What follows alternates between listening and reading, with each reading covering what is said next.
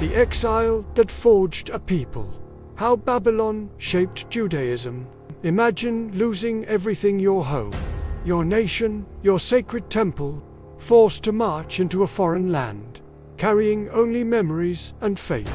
For the Jewish people, this exile was not just tragedy, it was transformation. This is the story of the Babylonian exile. After the reign of King Solomon, the great kingdom of Israel split in two. In the north, Israel. In the south, Judah centered on Jerusalem and its magnificent temple, the very heart of Jewish faith. But empires loom large. In 722 BCE, the Assyrians swept through, erasing the northern kingdom.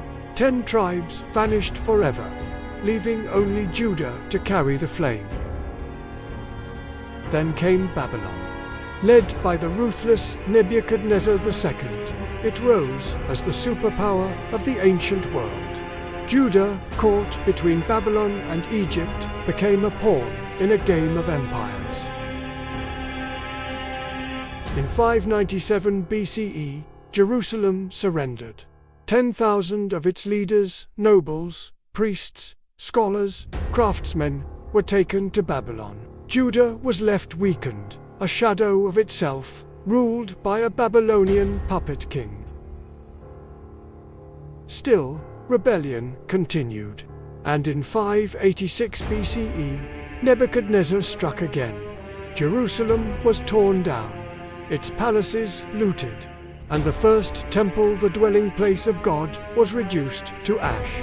For many, it seemed like the end of everything. But exile became transformation. Stripped of their temple, the Jewish people redefined their faith. Prayer, study of the Torah, and community worship took center stage. The synagogue was born. Oral traditions were written, laying the foundations of the Hebrew Bible. Their identity was no longer tied to land, but to law, faith, and memory. Then, in 539 BCE, Cyrus the Great of Persia conquered Babylon. Unlike his predecessors, he allowed exiles to return. For the Jewish people, hope was reborn. The dream of Jerusalem lived again. They rebuilt their city, their temple, and their community. The Babylonian exile, once a wound, had forged resilience. It did not end their story. It gave birth to a faith that endures to this day.